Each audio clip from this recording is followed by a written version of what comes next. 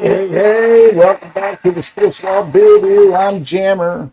That guy right over there is Shagdog. That is right, Jammer. Thank you. Hey, Shagdog. I got, I don't know how you pronounce that, Kyivske Stout by Obolon. It's a Ukrainian beer, Shagdog, if you didn't already pick that up with that. It's a 79 on the BA with a 6% ABV. They consider it a Euro dark lager. Untapped says a stout or other. The beer is supposed to bring back be bringing dark roasted flavors with hints of coffee and chocolate. I'm going to crack mine open and see if it deserves a swallow or a spit, or it gets set back behind enemy lines, buddy. All right, Jammer. Hey, I'm doing and fellow beer buds out there. I'm drinking Bitchin Betty Brown. I was going to say Black Betty. Bitchin Betty Brown Ale. Black Betty, Brown Lamb. Black Betty. Armored Cow Brewing out of Charlotte, North Carolina. No score on Beer Advocate. Untapped gives it a 3.68 out of 5. This is a 5.4% American brown ale. Bitchin Betty gets its name from the computerized female cockpit warning voice that pilots, Air Force, Navy, whatever, nicknamed Bitchin Betty. Hopefully this Betty ain't yelling abort mission after the first sip. Let's see what happens. Hey, we can send her behind enemy lines. I dated a girl named Betty once, and she said, pull out, instead of pull up.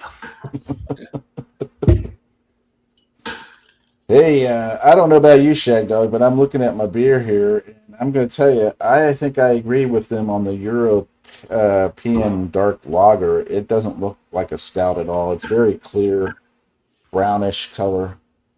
It's not dark like a stout should be, I would think Ukrainians probably aren't experts at making stouts. Yeah.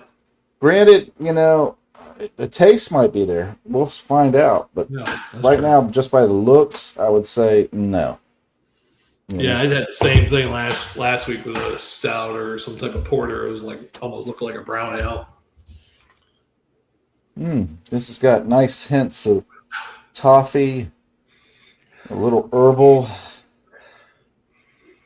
Got a little sweetness like the toffee, brown sugar type smells. Maybe even a little bit of maybe molasses or something like that. Smells really nice, inviting, welcoming. Beige head that's quickly dissipated. Looks pretty darn good, Shagdog. If you want to tell us about your beer, I'll go ahead and take a sip of mine. How's that? Yeah. Cheers, my friend. Cheers. Yeah, mine's got kind of a brownish, dark brown, maybe some orange or reddish highlights in there. The head's pretty good still, almost a 2-finger head, nice frothy head. And the smell, a little cocoa smelling in there. Mm-hmm. Maybe a little bit of hops, breadiness. I mean, it smells like a regular beer almost. I'm ready to drink it. How about that? Drink up. Cheers.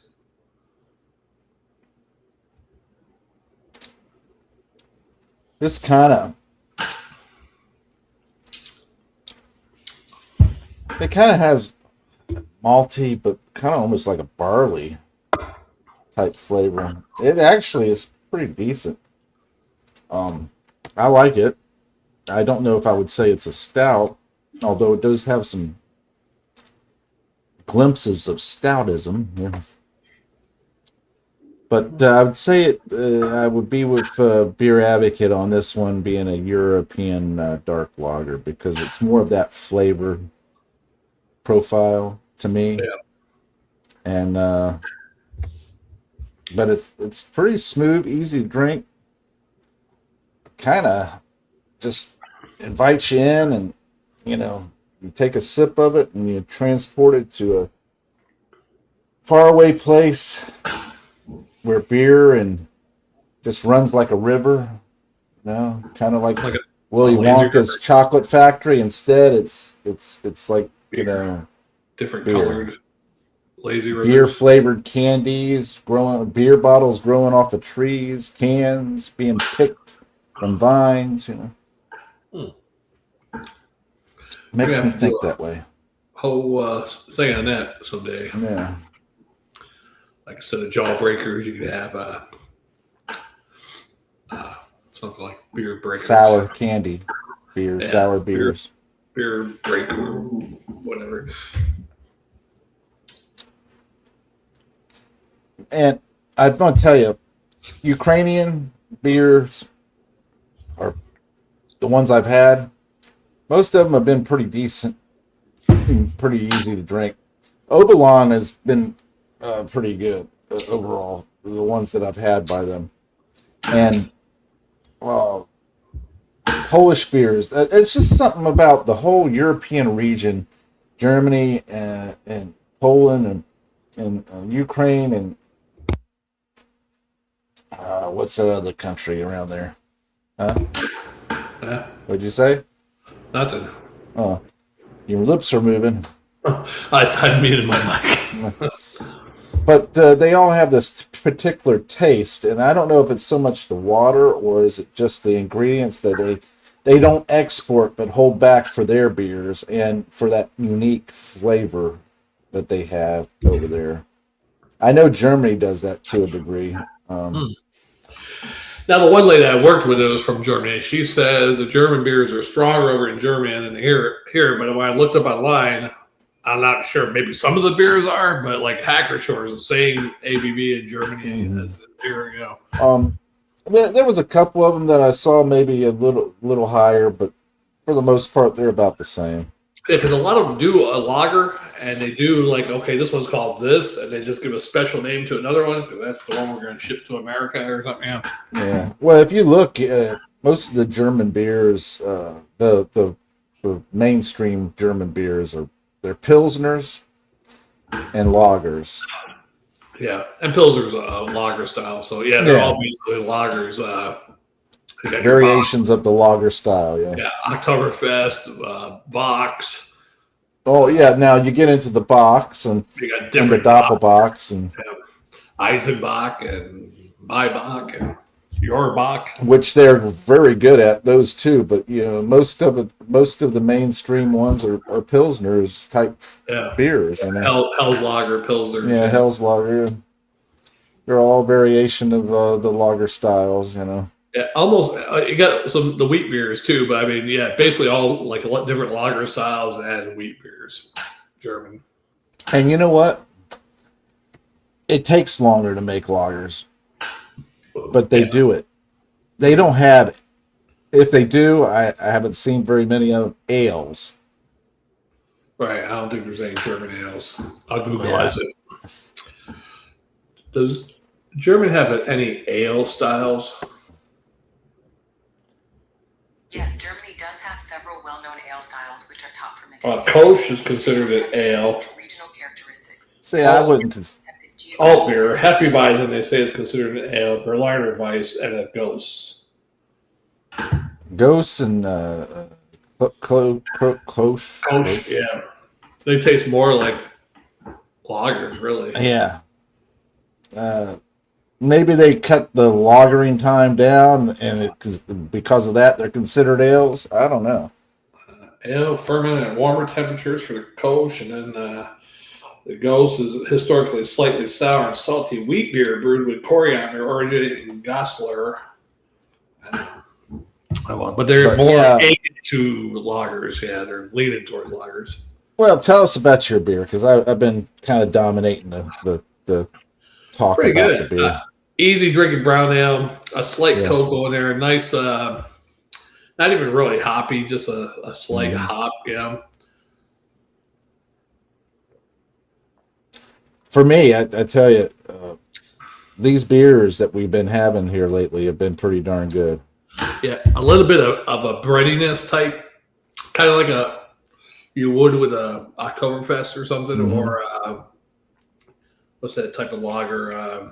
Vienna lager, that type of. Oh yeah, the Vienna lagers. That's a good one. Type of flavor, a little bit of a roasty or breadiness with it.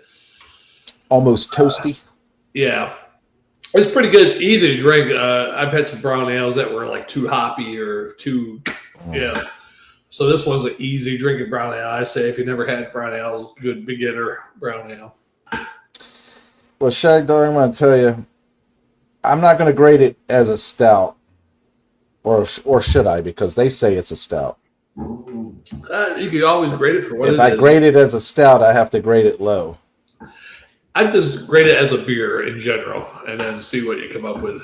As a beer, I'd say it's a good B plus or B plus category because I think it's very delicious, easy to drink. And only good mouthfeel. Only reason to get a low score as a stout is because it doesn't taste like a stout. I'm assuming, right? Yeah, it does. It has glimpses of it in there, but it's more of a European dark lager, man. Yeah. And most of the stouts, they'll have a little bit of coffee or a little more robust flavors. Yeah, that roasted and all that. Yeah, roasted barley. A little chocolatey flavors, burnt flavors and stuff like that. Yeah. This doesn't have that. It's very smooth. It's almost like they went to make a stout and somebody took out or dropped the liquid, said, all right, let's put the ingredients in. Oh shit. Somebody left the open, the valve open, and they didn't stay in there and steep long enough, kind of like when you make a tea, you put, if you're making a single cup of tea, you put a tea bag in and you pull it out. Tea bag. There's a little bit of tea flavor in there, but not very much because it's not very rich, But if you leave the tea bag in longer, it becomes, more darker and more flavorful. Let it steep. Is that what it's called? Yeah. Hey, I think maybe that beer did taste like a stout at one time, and there's a special ingredient that was in it, but that ingredient is being used for the war effort. Well, I'm going to tell you, if they can export beer during the war, they're doing pretty good. Right. That war is just a show. I mean, if a real war, you'd have a full invasion. I mean, it's just Here's the thing. If Russia really wanted to take Ukraine, they could have already done it 10 times over. Yeah. Or they should have. I don't know what the hell the problem is. Yeah, well, if they really wanted to, they would have just stormed right in. Oh, yeah, it's total invasion. If you did that without anybody not talking about it, not making a big scene about it, just went ahead and did it like in Germany and Blitzkrieg. Yeah. When they did it, they didn't talk about it. They just went ahead and did it. Boom. Done. What are you going to say now that I got it? Right. You got to give it back. Go fuck yourself. Troops massed on the border there before. Oh, it was just a trade. Remember, they said it was a training exercise to begin with. So I guess apparently they didn't have enough, or they weren't going to really do that. I mean, that's what I would just. What are you going to do? Tell me to give it back? No, the same thing would be. I mean, I'm not saying Ukraine military is bad, but it'd be the same thing as us invading Canada and still going at it all these years later. Not even getting too far past the border and just sending missiles. I think the majority of Canadians right now would almost welcome us invading with the way their government has been treating them. Yeah, some of them are loyal, though. They don't care how they're being treated. They're Canadians forever. They don't want America or anything. Hey, you know what? My thing would be, if America was to take over Canada, I would say, okay, we're taking over Canada, but you know what? Canada as a whole will be one big state. Yeah, and the territories they got now would be counties. Yeah, you could do that. Yukon County. Yeah, I'd leave it as leave it as it is. I would just say, okay, you're a part of America now. Yeah. You may still have your French and English language up there, all that stuff, but I basically what I would do is what the Romans basically would do. The Romans said, hey, all you have to do is pledge your loyalty to Caesar, to Rome, and you can keep on living the way you do and just pay a tribute. you know? Right. Or else. Yeah. But I wouldn't say it that way. I'd say, pay a tribute. You know. I don't have to say it. And then I would take over Canada, and Canada would continue living like they normally do and doing what they're doing and all that stuff. The only difference is the government would change in the sense of, you would gain more freedoms and stuff like that, or lose more freedoms, depending on how you look at it. And they would just be able to basically make sure they send their taxes. Right. Pay their tribute. Yeah, pay their tribute. Pay their share to help support the people on welfare. The Leering centers. Yeah. Get some the Leering centers, yeah. Because everybody needs to learn how to leer. Right. I bet you every state has, because they said the daycare thing going on in California. I'm sure Florida's got some. I'm just amazed. How did I miss out on that opportunity? Right. Hey, let's open up a daycare center. We can make good money from the government. Yeah. How many billions, trillions of dollars that was lost or whatever, and I didn't get a damn dime out of it. I mean, if you go back in time, would you do that in the 90s? Open up a daycare center, try to get that federal funding, not have any kids there. It doesn't know around this time, okay, they're going to start getting busted. We're going to about 2000. Bail out before that time, right? About 2019, 20. Declare bankruptcy. Yeah. Something, yeah. I would declare bankruptcy shortly after I got so many millions of dollars, and I'd be out. Right.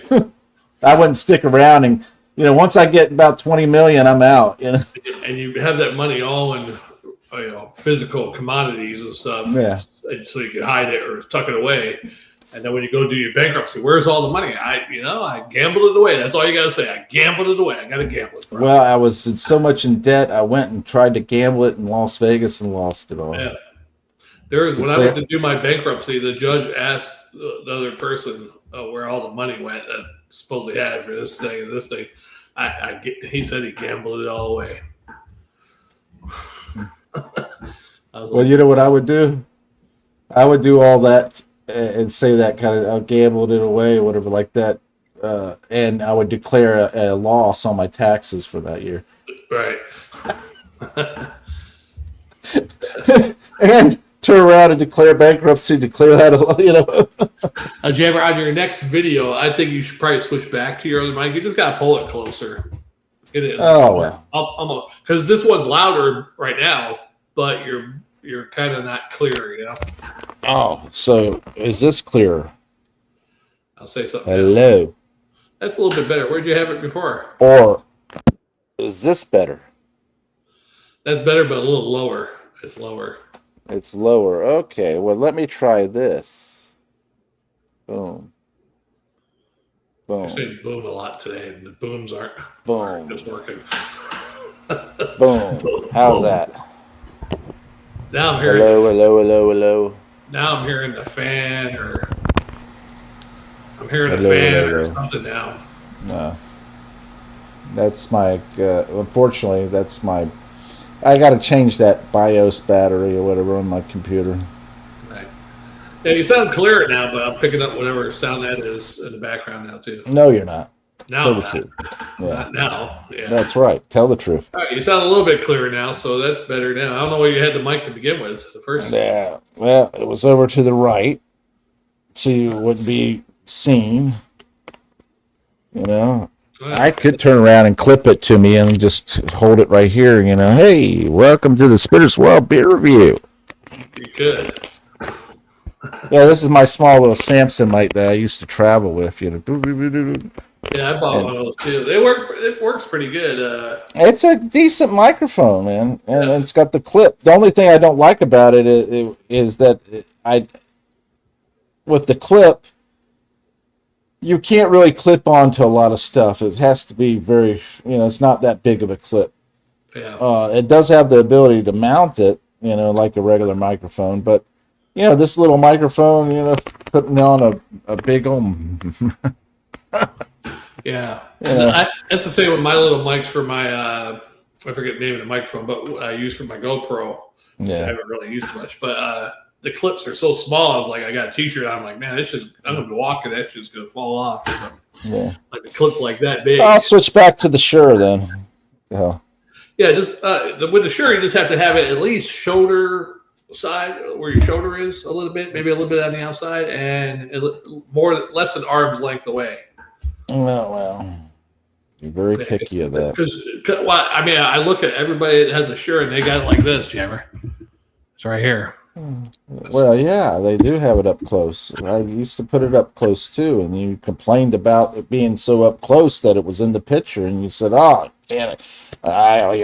You kept complaining about the fact that it was in the picture. So you're trying to show off your mic. No, I wasn't trying to show off. I never said that. Yeah, you did. This is a fancy mic. My mic's always in the camera. It's not in now because of the setup I have right now. I don't know what I can't. I don't try to please you. I can't please my wife, so I know I can't please you. Yeah. I hope you can please your wife. Please tell me. I'll do one thing. She says, "Hey, you should have done this." And you mean for not sexually, but for no, sexually, I'm good there. Okay. At least I feel as though I'm good there because I'm getting mine. Being a husband. You hear me? I'm getting mine. Hey, I got something like back in March, 3 nights in a row. Yeah, so I'll switch back to the other mic if you want. I was thinking about that the other day. I was wanking it, and I was like, you know what? This is cheaper than a woman. Sure wanks a lot. And I can look at a different woman every day on the phone, and it's a lot cheaper. And you know what? What's really the good part about do it early in the morning when you wake up, because then you get it out of your system, and the whole day's all right. Yeah. Like, wow. You just relax and bask in your glow. Yeah. Yeah. You ain't worry about you're thinking, damn, I don't have a woman or anything. You had your woman this morning. You feel good, Rosie Palmer and her 5 sisters. Right. Or 4 sisters. I don't know. They say men get lonelier than women, supposedly. Like men that are single are lonelier than women that are single. Because they say men taken care of by women from the time they're born. Their mother, then you get girlfriends, and then they don't take care of you monetarily, but emotionally, they do things for you. Yeah. Here's the thing: I think men in general can go off into the wilderness and live without a woman all their life if they really set their mind to it and everything like that. Right. You got deer out there. Huh? You got deer and like mountain goats and stuff, yeah. No, I'm just saying in general that if they really set their mind to it, they don't, they could become a hobbit or, whatever they call it. Right. They don't. Hermit, not a hobbit. Clip that. Oh, I forgot to tell you, every time we have something funny, supposedly the AI here on StreamYard, you say clip that, and supposedly that's supposed to come up in the automatic clips. Okay.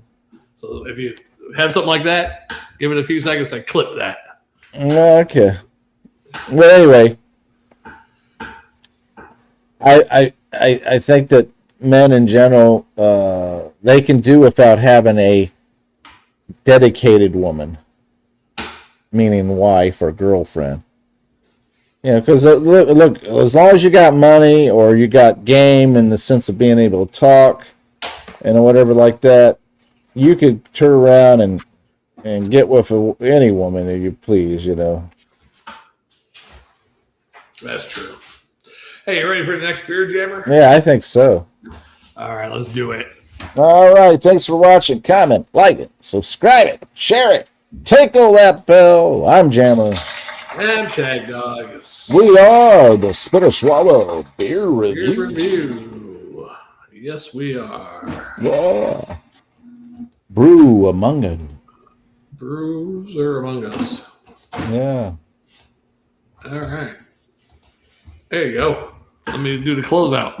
All right, here we go. that would be the signal that, you know, when I said, you know, tinkle the bell, you know, subscribe, share, like, you know, hey, we are the Spitter Swallow Beer Review. I'm Jammer. We'll see you on the next one. That kind of thing. All right, that's a big clue there, Shagdog. We usually have it automatically set, but I took it off last week, so my bad.